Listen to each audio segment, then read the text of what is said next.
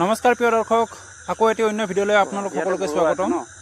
ডিমৰীয়াৰ business এগৰাকী মহিলাক সাপে দংশন কৰিছে আৰু তেখেতসকলে মোক যোগাযোগ কৰি তেখেতসকলৰ পৰিয়াললৈ মাতিছিলে আৰু মই আহি বৰ্তমান তেখেতসকলৰ পৰিয়ালত উপস্থিত হৈছোঁ। তেখেতসকলে সাপটো ধুনীয়াকৈ খালৈত ভৰাই সংৰক্ষিত কৰি ৰাখিছে।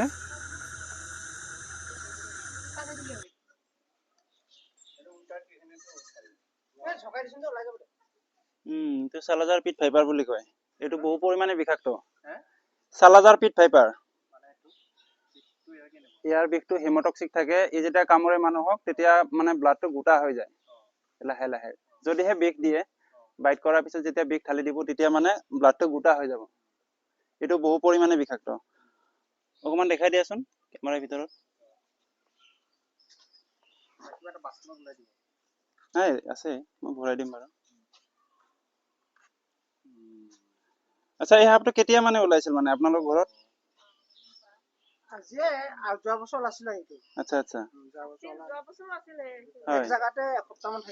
আচ্ছা আচ্ছা।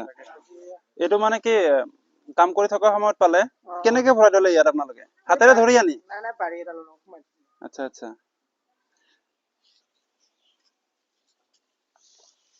এইটো বহুত ডেঞ্জাৰ হয়।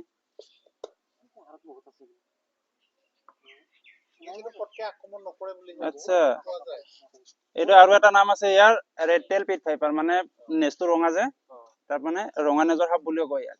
ঠিক আছে, তাৰ নেজটো ৰঙা ৰঙা হয় নে নহয়? অকণমান মই দেখাই দিওঁ, অকণমান আঁতৰি দিয়ক আপোনালোকে। অকণমান দূৰত যাব হা, অকণমান দূৰত যাব হা মানুহবিলাক।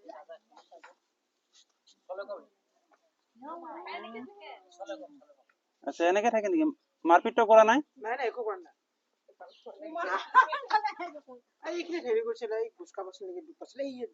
এইখিনি ন?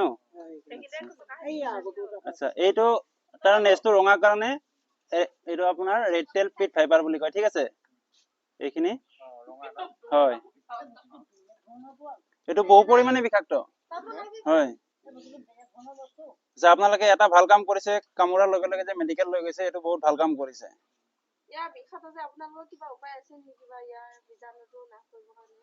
এতিয়াতো সেইটো উপায় আমাৰ হাতত নাই, কিন্তু এইটো মেডিকেলতে যাব লাগিব। যদি ইয়াৰ কামোৰত বিষ লাগিছে তেতিয়াহ'লে এণ্টিভেনম দিব লাগিব, নহ'লে তাৰ বাহিৰে বেলেগ উপায় নাই আৰু।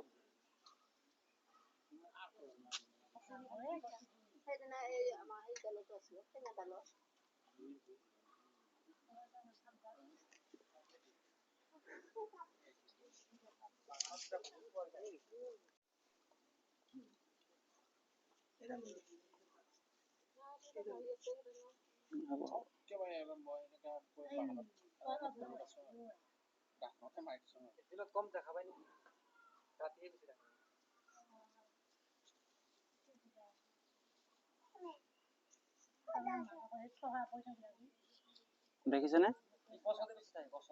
এইটো গছত থকা সাপ। একচুৱেলি এইটো পাহাৰত থাকে, বেছিভাগ ভৈয়ামত নাথাকে। সেইটো গছত থাকে। নাৰিকল গছত আচলতে এইটো পাহাৰৰ পিনে এইটো বেছি পোৱা যায়। আমাৰ ভৈয়ামতটো বাৰু পোৱা নাই মই আজিলৈকে, আজি ফাৰ্ষ্ট টাইম পাইছো এইটো সাপ।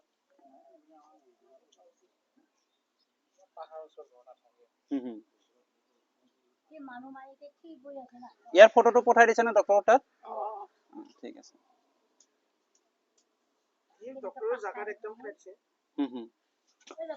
একো নাহে, একো নাহে, দৌৰাদৌৰি কৰিব নালাগে, নালাগে নালাগে, একো নাহে।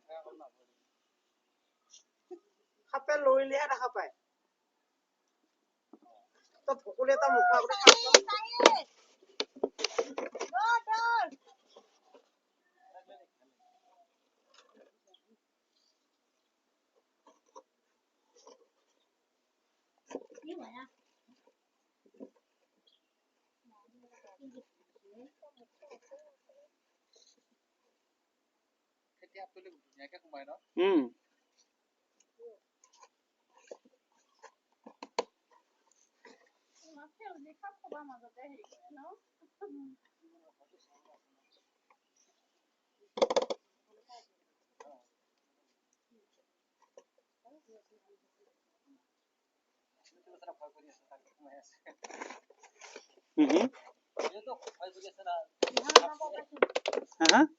ফুটা আছে,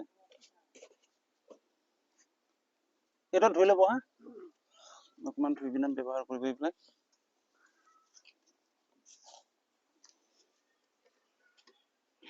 এই নিয়ন কালাৰত থাকে আৰু বুকুখন ক্ৰীম কালাৰ হয়, সেইটোক বেম্বো পিট ভাইপাৰ বুলি কয়। আৰু সৰু সৰু এনেকে লাইনিং থাকে।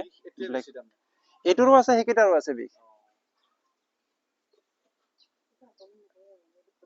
আচ্ছা, এতিয়ালৈকে কামোৰা মানুহজন কিমান বয়স হ'ব? প্ৰায় 60।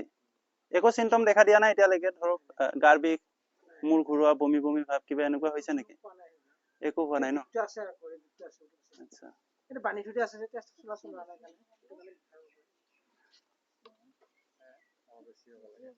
বেছি প্ৰায় কামোৰাটো প্ৰায় 4-5 ঘণ্টা হৈ গ'ল মোক, কাৰণ ৰাতিপুৱাই ফোন কৰিছিল তো, মই শুই আছিলো, মই ফোন এটেণ্ড কৰিব নোৱাৰিলো। চ' এতিয়ালৈকেতো বহুত হ'ব লাগিছিলে চাগে। বিষ হেৰি হোৱা নাই, এইটো যোনটো বিষ দিয়া নাই চাগে। যে সাপে প্ৰত্যেকবাৰে কামুৰিলে যে বিষ দিব তেনেকুৱা কথা নহয়। কেতিয়াবা মানে ভয় খুৱাবৰ কাৰণে সাপে কামুৰে, বুজিছে? কেতিয়াবা বিষো নিদিয়ে। ফেটি সাপ যে কামুৰে, প্ৰায় মানে তাৰ 50% বিষ নিদিয়ে, এনে ভয় খুৱাবৰ কাৰণে কৰি দিয়ে। সেইকাৰণে ফেটি সাপৰ কামোৰত মানুহ অলপ বেছি ভয় খাই দিয়কচোন, বাৰ বাৰ কামুৰি থাকেতো। আৰু যোনটো স্প্ৰেড কৰি দিয়ে, আপোনাৰ বিষটো উলিয়াই যায় না, ধোঁৱা ওলোৱাৰ দৰে উলিয়াই যায়। মানে আমাৰ ইণ্ডিয়াত যিমানবোৰ কোবৰা আছে, গোটেইবিলাকে মানে বিষ ছটিয়াও দিব পাৰে আৰু কামুৰিও দিব পাৰে। কিং কোবৰাৰ বাহিৰে আৰু স্পেক্টিকুলেট কোবৰা হওক বা মনোক্লেট কোবৰা দুটা আছে, এই দুটাও মানে কি হয়, স্প্ৰেড কৰিব পাৰে। আপোনালোকে ভিডিঅ'বোৰ চালে গমেই পাব, দেখিয়ে থাকে।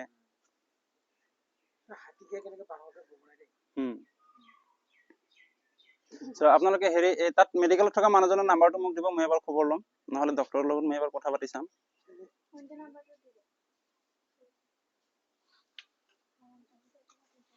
আচ্ছা, মই যে আহিছো, পৰিয়ালটোৰ মুৰব্বীজনৰ নাম কি হয়? ফুলেশ্বৰ ন? তুলেশ্বৰ ন? চ' নমস্কাৰ, মই আজি আহিছিলো বেজনেৰ তুলেশ্বৰ মেধিৰ ঘৰত, আৰু ৰাতিপুৱাই তেখেতকে নে তেখেতৰ মাতৃক সাপে দংশন কৰিছে। আৰু মই বৰ্তমান আহিছো তেখেতসকলৰ ঘৰৰ পৰা এই সাপটো উদ্ধাৰ কৰিলো। তেখেতসকলে ধুনীয়াকৈ থৈ দিছিলে। আৰু এইডাল সাপৰ নাম হৈছে চেলাজাৰ পিট ভাইপাৰ। এই হাইলি ভেনমাছ, ইয়াৰ গাত হেমটক্সিন নামৰ বিষ পোৱা যায়। আৰু এখেতসকলে এটা ভাল কাম কৰিছে, কামোৰাৰ লগে লগে তেখেতসকলে ডক্টৰৰ তাত লৈ গৈছে, সেইকাৰণে বহুত ভাল কাম হৈছে। আৰু আপোনালোকেও কেতিয়াবা যদি সাপে কামোৰে, ঘৰতে ৰৈ নাথাকি সোনকালে বিষাক্ত হওক বা অবিষাক্ত হওক, কোনো কথা নাই, লগে লগে মেডিকেলত যোৱাটো বেছি বাঞ্ছনীয় হয়, মানে প্ৰয়োজনীয় হয় কথাটো। চ' বৰ্তমান মই এই সাপটো খানাপাৰা ৱাইল্ড লাইফ ৰেঞ্জত এৰি দিম। আপোনালোকক ভিডিঅ'ত চাই থাকিব পাৰিব, দেখাই দিম মই। নাম্বাৰটো লৈ ল'ম বাৰু। ঠিক আছে, আজিলৈ ইমানেই। Thank U.